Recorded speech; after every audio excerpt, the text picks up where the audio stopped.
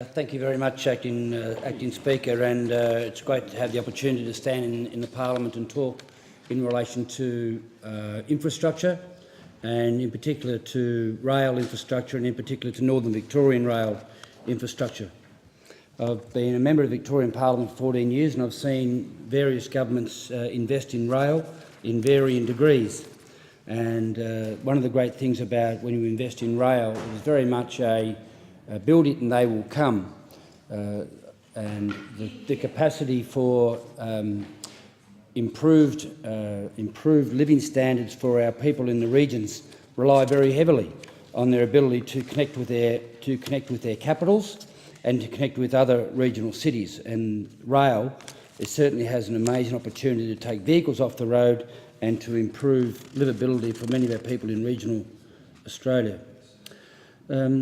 The member for Indi has moved this motion and mentioned that there is $17 million been on the table from the Victorian government for rail upgrades, and this is the biggest amount she mentions, this is the biggest amount that she can remember.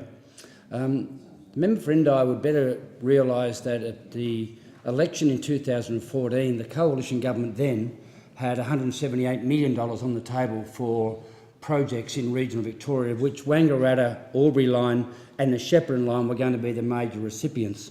And yet the member for Indi happily seems to forget these investments in rail that were put on the table and were promised to the people of North East and to the people of Northern Victoria, promised that at least a minimum of $178 million would be spent on rail upgrades for passenger rail.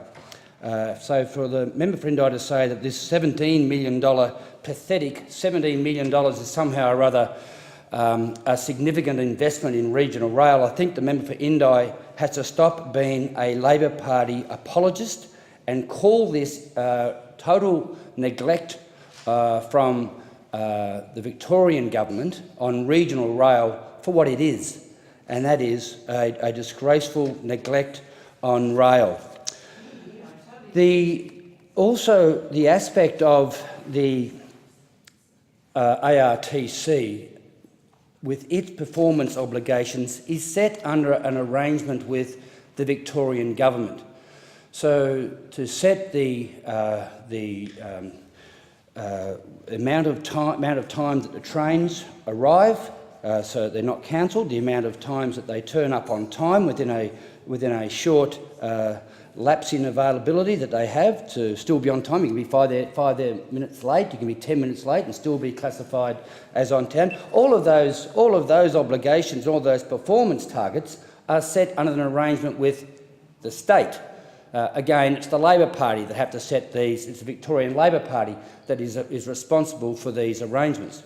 It would also be worthwhile, the member for Indi, realising that the interstate XPT service is rarely criticised for being late because it is using modern rolling stock on that line to achieve reasonable outcomes. It is the pathetic old long-haul rolling stock that the Victorian government dishes out for the people of Wangaratta and Benalla, dishes out for the people of Wodonga, that is in large part leading to these disgraceful performance objectives. There has been an enormous amount of issues, and Steph Ryan, the member for Euroa in the Victorian Parliament, has been pushing this issue for many, many years, since she arrived in the Parliament, taking over from Bill Sykes.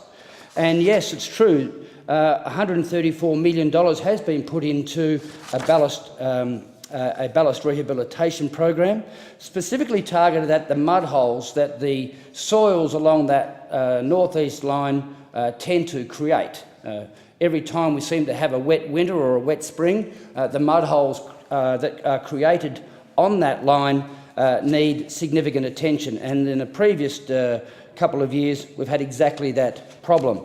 But that $134 million has been spent, and it certainly, hopefully, it will lead to some improvements in the performance objectives.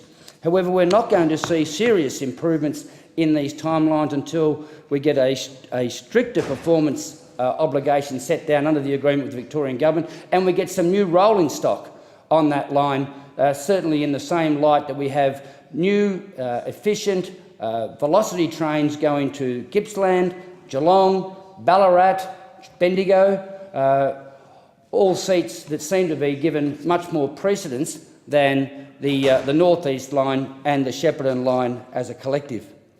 And I want to spend my attention to the Shepparton line because whilst I am the local member for Violettown, Euroa, and just north of Seymour, just south of Benalla, for about 100 kilometres of that line is in my electorate. What is even greater worry is the fact that Shepparton, which has well over 50,000 people in the city of Greater Shepparton, it's only 27 kilometres further away from Melbourne than is the city of Bendigo, where I've lived for the previous 15 years, where I've been able to enjoy an hourly service for the last 10 years, an hourly service to and from Melbourne. I mean, to be 12 minutes in train travel further away than another regional city in Victoria, and yet to only have a quarter of the services that are available seems to be a gross injustice. The people of Shepparton need to be treated with a little bit more respect. I understand, again, talking to Steph Ryan, the member for Euroa, that the Victorian Transport Minister Jacinta Allen won't even go to Shepparton, won't go to Benalla to talk to many of these travellers who are having to put up with these substandard services. As you say, in Bendigo, 20 train services a day, and Shepparton, only 27 k's further away from the Melbourne CBD, 4 services a day, and the 4th one has only just been added.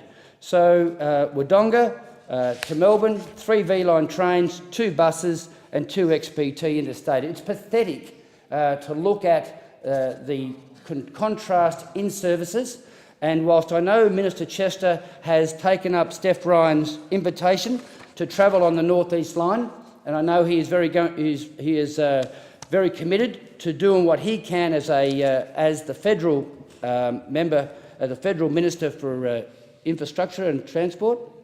Both the member for Indi and I both know that this is predominantly a Victorian government issue, and the arrangement with ARTC is an arrangement with the Victorian government, and all of those performance obligations are under a lease agreement with the Victorian government and its charter. So I think what we need to do is to be loud on this. I appreciate the fact that the member for Indi has found her voice in relation to this issue.